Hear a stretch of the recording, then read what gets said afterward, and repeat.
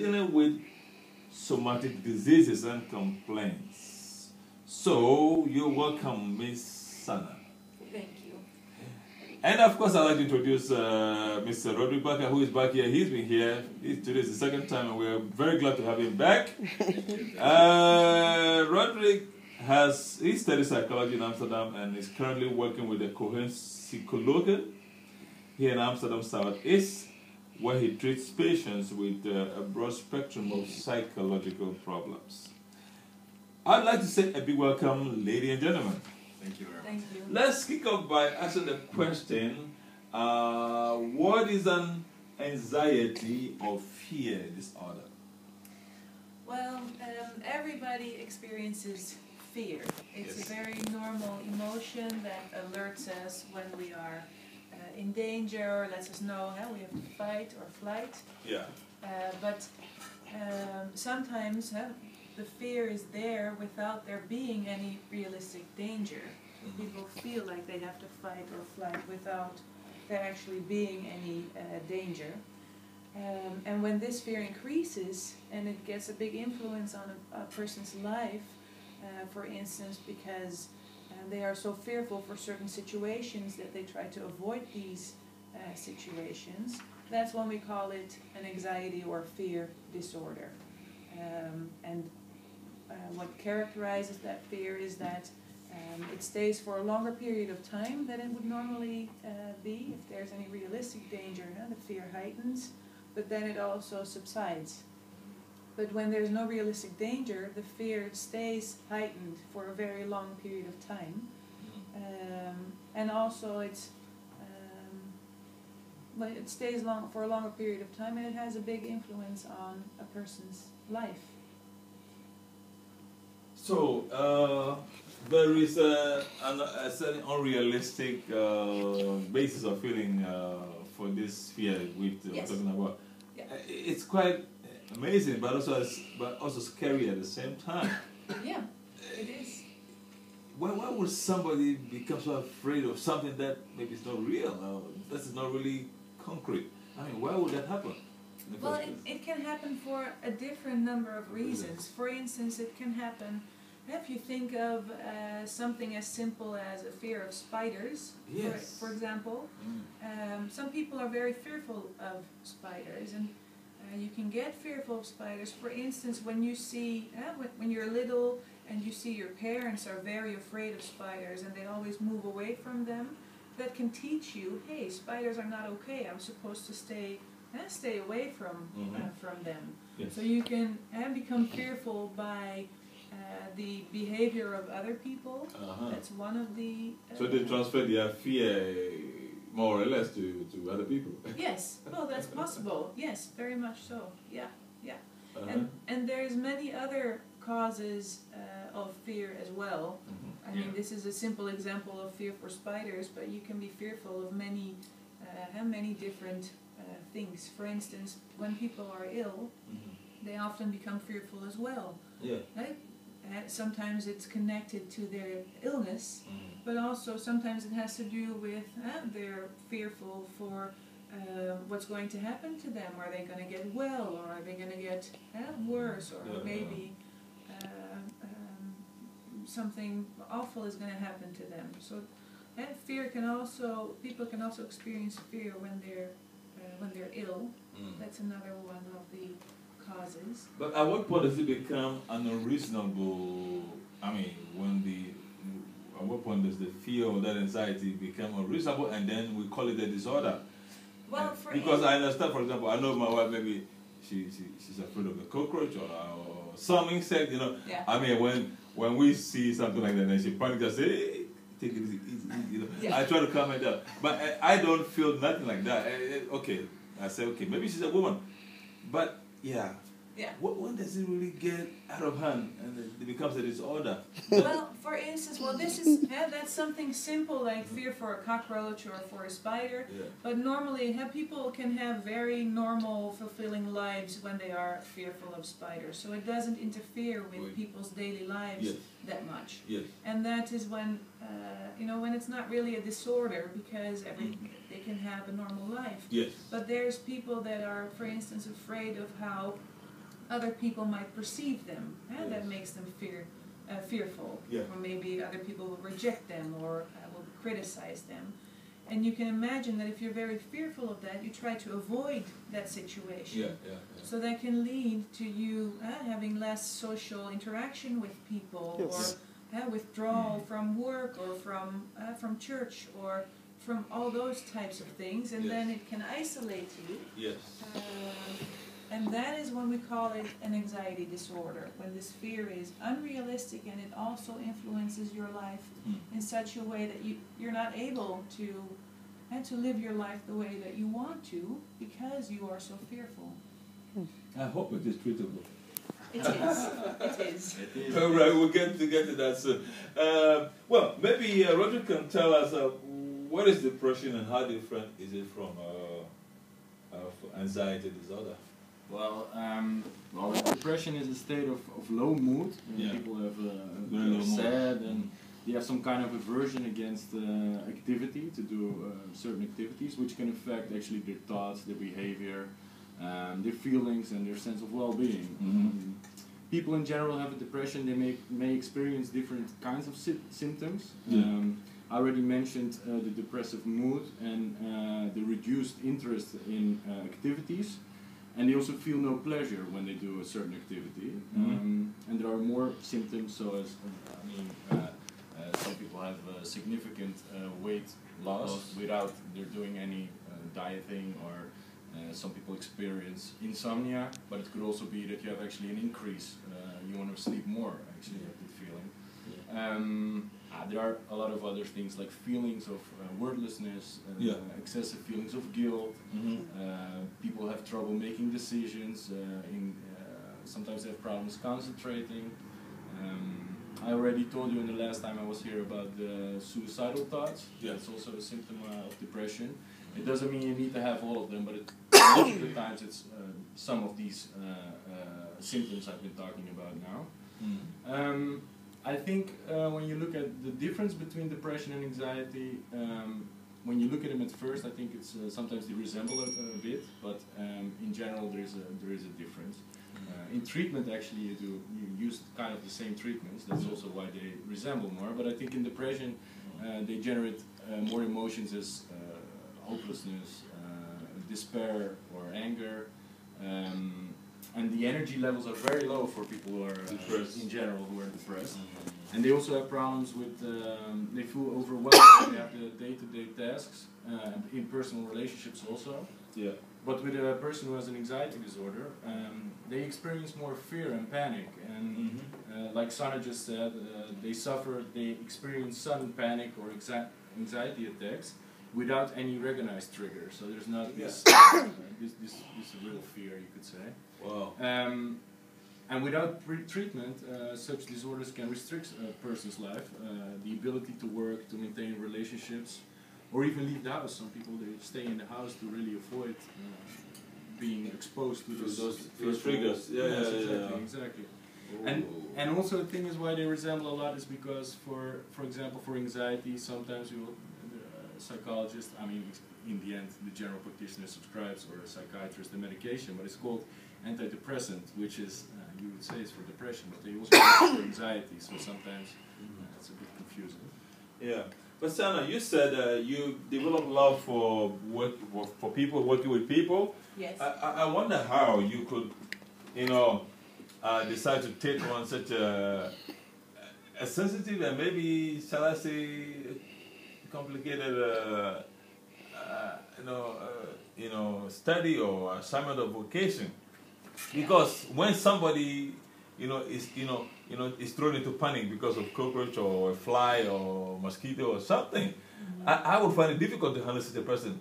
So what would make you fall in love with dealing with people like that? What is so special about, these kinds of things?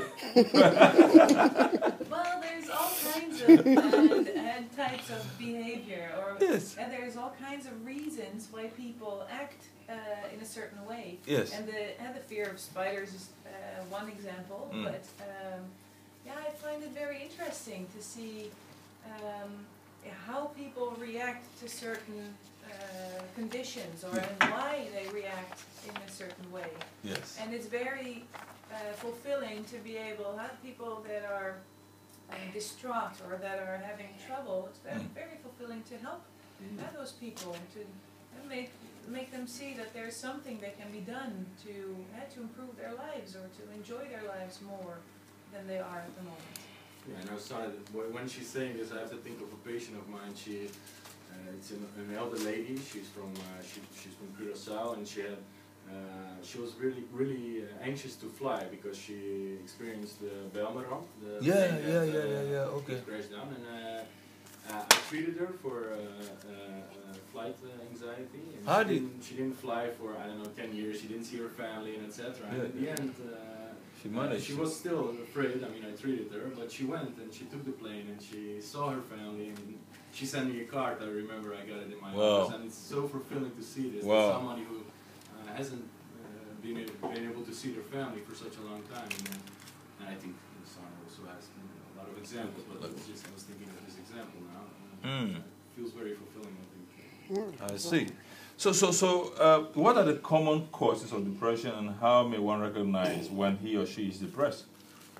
Well, there's also, as well as there are different causes for anxiety disorder, there are different causes for depression, and there's.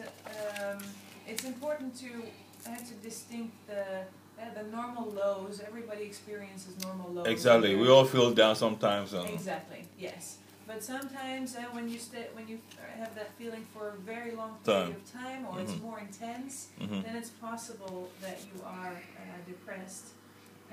And what we see is in depression, a lot of times it happens, for instance, when people experience some stressful events. Yeah. For example, the loss of a loved one, or less contact with family, or traumatic experiences. But often there is not one single trigger for depression. It's a certain, there are several triggers at the same time, and they lead to a downward spiral. Yeah. If you lose someone that's important to you, you may withdraw from your friends and family and be more to yourself. And that can lead to you even feeling more low, and that can lead to you even going out even more, or have loss of energy, or things like that. So besides stressful events, important other triggers are, for instance, illnesses, life-threatening illnesses, long-standing illnesses, because they can lead to symptoms like extreme tiredness that can in turn lead to depression. But also we see people that have a family history of depression are more likely to become depressed. Yes. People that have certain personality traits, for instance, they have low self-esteem, or they're very self-critical, they are prone earlier to depression. Yes. But also loneliness, being cut off from your family, friends, or maybe even the country you're born in. Cause that also. Yeah. Also. Whoa. And for women, of course, giving birth, lots of hormonal changes can lead to, we call that postnatal depression. Yeah. And what we also see is sometimes depression can be induced by alcohol or drug use. And sometimes people use alcohol or drugs to cope with loneliness, or to cope with feeling low, but it can actually worsen those symptoms, and thus can lead to depression. Wow. Well, as we're speaking, I was just wondering, we all go through various situations, but how prone is a normal person, I mean, as a regular person, to becoming depressed along the line? I don't know whether I'm asking this question correctly, because look, we've lost loved ones, we have, we've had disappointment because things didn't go the way we had expected, and blah, blah, But generally speaking, you recover within, let's say, a couple of days or a week, or even if it's a couple of months. Yeah. But why would this stay very long with someone, to the point that the person, almost becomes like, it becomes arrested in that condition. Yeah. Well, it's What makes them so let's say susceptible to that kind of condition and they can't get out of it? What is it? well, there is a genetic predisposition. So some people, like I think, I'm not sure, but I think it's like 25% of all people will never become depressed, no matter what happens. Of all people. Of all people. Mm-hmm. But you can imagine that if you are, if you experience a loss, for instance, a lot of people can recover. You grieve, you recover. Yes. But if you experience a loss and then you also experience a traumatic event, for instance, Yeah. and then you also become more lonely because you lose other people around you, Yes. if it accumulates, Yeah. you are more likely to become depressed. So Yeah. everybody has, how do you say that? Certain threshold or Yes, extent to you which have- they can handle. Yes, exactly, and it's different for problems. everybody. It's different for everybody. Yeah, yeah. So it's not, you can't say, oh, you have to have like 3 traumatic events and then you become depressed. Mhm. Some people can become depressed from one, Yeah. and others, they will never become depressed. So Whoa. that varies Okay. very much. Yeah. Well, if you listen to this program, we're talking about the impact of fear and depressive thoughts. So if you notice or recognize some of these things in your life or in somebody you know, you might be a lifeline to that person. So you can call our studio line and to ask a question or give us some remarks on this topic to our guest, Roderick and Sana, who are our guests for this show. Wow. I don't know what to make of it, but it sounds a bit scary and sometimes sounds a bit strange, but it's a reality. I mean, people are going through these things every time. Yeah. So what are the primary or the common causes of anxiety that you know about? I think we covered. We have answered that more or less. Yeah, we covered a bit. I think there's. We were talking about depression before, but I think there are some causes that are also for depression or for anxiety. I mean, for example, a traumatic event we already mentioned. We mentioned this. Stress in personal relationships, medical factors that Son already talked about. Yeah. And I think for anxiety, there's also a biological vulnerability. At birth, there are observable temperamental differences within babies. Yeah. Let's say. Some babies are much more sensitive to stimulation or to stress. Yeah. And while they mature, these differences actually remain. Oh, okay. Wow. So people born with these extra sensitive temperaments are thought to be at greater risk for developing anxiety disorders later in life because their nervous system is more easily aroused. Okay. So you may recall, as we said before, that normal anxiety is distinguished from pathological anxiety by the intensity, the frequency, and duration of symptoms. But people with these extra sensitive temperaments are prone to experience greater intensity, frequency, and duration of anxiety symptoms than people with less sensitive temperaments. I see. Huh. So therefore, they are more likely to experience pathological levels of anxiety. Yeah. Ooh, I see. So there's a biological aspect of it. Talking about. Well, if you have any comment or remark, just give us a call in the studio 020-737-1619.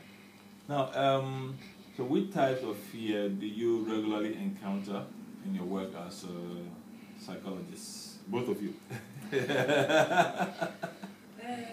Well, all types of, a lot of different types of fear, actually. We have lots of patients that experience panic attacks, for instance, when they're in crowded areas. And when you have a panic attack, you know that you get all kinds of bodily signals that signal you most of the time to get out of the place or to avoid what's happening to you. Yeah. But also we see a lot of people that have like a social anxiety disorder, so that they're afraid of being criticized or being rejected by other people. We also see a lot of patients that have what we call PTSD, which is post-traumatic stress disorder. Yeah, so when that often occurs in people that have experienced a very traumatic event that was life-threatening, and you can imagine all kinds of different events with that. It can be war-related, but it can also like if you experience a robbery or something like that where your life is actively threatened. So we see people with that type of anxiety, but also people with generalized anxiety disorder, and that are people that worry about a lot of little things in their life, like everything. They are fearful for everything and constantly worrying. Am I doing this right? What if I'm doing it wrong? What's going to happen? So I'm glad you're mentioning this because sometimes, honestly, when I see some people overreact with certain things, I ask myself, are they playing this out, or are they just acting this out, or they're really afraid of something? It bothers me a little bit. I find it very weird and strange. But from what you're saying, it's a real problem. They are truly afraid of something. Yeah. Honestly, then I have, it should make me more sensitive to whatever they're trying to deal with. It should. I should become more sensitive to people like that who are easily agitated by things that I normally wouldn't be agitated by, or scared by, or troubled by. Let's say if a lady is afraid of a lizard or something, and I'm not. I should become more sensitive and not critical, thinking maybe they are just acting out or acting up or doing something like that. So from what you're saying, those of us who are not afraid of certain situations should at least become more sensitive to those who are easily troubled, agitated by other things which do not trouble us. Well, I think it's important to try to understand why people are fearful. But it's also important. It's important that people that are so fearful also experience that what they're afraid of is not actually going to happen. So if you are too understanding and are adjusting yourself to their fear, it's only going to increase. It's not going to help them. Okay. So it's important to maintain a balance between understanding and also trying to help people to overcome their fears. Because, go ahead. I was just thinking when she was saying this, that, sometimes you have patients where their husband or their wife, it depends if it's male or female, they do everything for them to avoid that fear. They help them. For example, I had a woman in therapy that the husband did groceries, he brought the kids to school, he did everything because she was so afraid to go out, and she was afraid to get exactly. Honestly, when you are not used to that, you will think that people are just not being real, or they're pretending or something like that. Because I had a situation like that in my family. My sister-in-law, became so afraid of something. It was so serious that she had to be taken away from my wife, because they said, well, if we don't take her away, you're gonna break down. Because she had to basically help her with everything, take care of everything. And I couldn't understand what was going on. I was so perplexed. I said, how can, because she wasn't like that. And sometimes it's all of a sudden, this kind of fear got a hold of her and almost crippled her. I think. And now my wife was now being dragged into the whole thing because she had to take care of everything. So that's the kind of situation I'm in right now. It's not easy. So those who are close to them, they must balance it and not get drawn into that fear. Yes, exactly. So please, can you clarify that again, make it clear so that those who are hearing us understand what we are talking about here? Yes. Well, it's important, like what you said, and we think that she was maybe pretending, or where did it come from? It's important to realize people are actually that fearful. The fear is real. It's real. Yes, it's real. So it's important to be understanding that they are really that fearful, but you're not helping people by by trying to avoid their fears, it's not helping, it's only increasing their fear, because they never experience that they don't have to be fearful, because nothing bad is going to happen. So it's important to balance, to have a balance between that understanding and also trying to help them overcome their fear. You can, for example, see this in kids. Kids, when they go to a new school or something, sometimes they say to their parents, like, yeah, I have a stomach ache, I'm a bit nervous to go to school. And as a parent, if you say to your kid, then, no, just stay at home, he will understand, like, okay, if I have this, I mean, they feel this and they say, I won't go. I mean, they don't experience that school can be very nice. You can get to know nice people and etc. Absolutely. And the next day it will become more difficult to go to school because you already stayed home for once, and you think like these things. So instead of keeping the kid at home, you could, for example, talk to him like, what are you afraid of? What's happening? Why are you? And then you can also talk with him like, well, they're gonna be nice people. Maybe you can have a nice experience, and instead of or being with the kid, I also have.